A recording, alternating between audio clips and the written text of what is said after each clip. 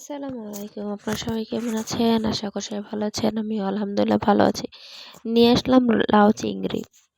প্রথমে আমি লাউগুলো ছুলে নেব। চুলা শেষ কেটে নেব। কাটার পরে রান্না করব। দেখতে পাচ্ছেন আমি লাউগুলো পিসেস করে কেটে নিচ্ছি।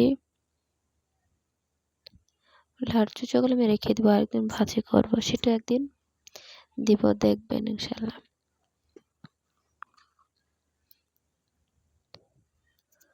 আমি লাউগুলো কেটে নিয়েছি। লাউ কাটা শেষ হলে আমি চিংড়ি মাছগুলো কেটে নেব। দেখতে পাচ্ছি আমি চিংড়ি মাছ ভালো করে পরিষ্কার করেছি, রক টক যত যা আছে সব ফালাই নিচ্ছি। আমি রান্নায় চলে যাব।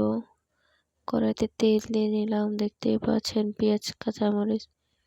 এখন আমি এখানে একটু আদা বাটা দিব।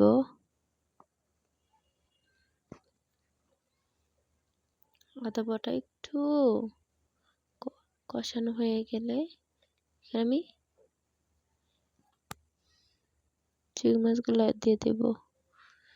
চিংড়ি মাছ দিয়ে ভালো করে নেড়ে একটু ভাজা ভাজা করে আর কি। তারপর আমি লবণ দিয়ে দেব। দেখতেই পাচ্ছেন আমি লবণ দিয়ে দিলাম এখানে 1.5 চামচ। একটু নেড়ে নেব। তারপর দেব সজের গুঁড়া 1 চামচ, সজের গুঁড়া 1 চামচ, হলুদের গুঁড়া 1 চামচ, মরিচের গুঁড়া দিয়ে ভালো করে নেড়ে নেব। একটু কষে নেব হালকা। এখানেই তেলের মধ্যে আমি কোনো পানি ব্যবহার করব না এখন। লাস্টে শুধু ঝোল দেওয়ার জন্য একটু পানি নিব। লাউ তো ভাই পানি ছেড়ে দেবে। এখানে একটু কষিয়ে নিচ্ছি। আমি লাউগুলো দিয়ে দেব। আমি অর্ধেকটা লাউ দেব, দিয়ে নেড়ে ঢেকে দেব। যখন একটু লাউগুলো নরম হয়ে আসবে আমি আবার বাদ বাকি যে লাউগুলো আছে দিয়ে দেব।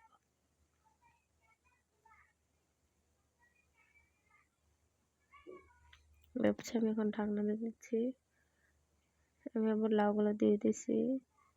এখন নেড়ে ভালো করে দেখতে পাচ্ছেন খুব তাড়াতাড়ি লাউটা অনেক ভালো ছিল, খেতে অনেক মজা হয়েছিল, দেখতেই অনেক মজা লাগতেছে। একদম নরম কুচি ছিল লাউটা। ঝোল দিয়ে দিলাম, আর একটু লাগবে, আর একটু ঝোল দিয়ে দেব আমি পরিমাপের। এখন ঢাকনা দেবো। রান্না শেষ। বাটিতে বেড়ে তারপর আমি ধনেপাতা দিয়ে দিচ্ছি। এখন আমি খেয়ে বলছি কিরকম হয়েছে। আসলে আমি নতুন নতুন ভিডিও করতেছি তো আমার অনেক ভুল হতে পারে, সবাই ছোট বোন মনে করে মাফ করে দেবেন। আর ভিডিওগুলো ভালো লাগলে কমেন্ট, শেয়ার, সাবস্ক্রাইব করে দেবেন, বেল আইকনও দিয়ে রাখবেন। তো আমি এখন খেয়ে বলছি, একদম কম হলুদ মরিচ দিয়ে আর কি রান্না করছি, অনেক মজা হয়েছে। আপনারা তো যদি খেয়ে দেখতে পারতেন তাহলে বুঝতেন কতটুকু মজা হয়েছে।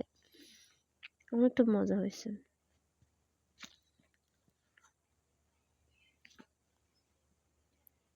আমি ভাত তো খাইছি, আবার জানি না আবার আমি আর তরকারি কতক্ষণে নিয়ে বাটিতে বসে বসে খাইছি, এত মজা লাগছে আমার কাছে। তো আপনারা সবাই ভালো থাকবেন, দোয়া করে আমার জন্য দোয়া করবেন। আল্লাহ হাফেজ।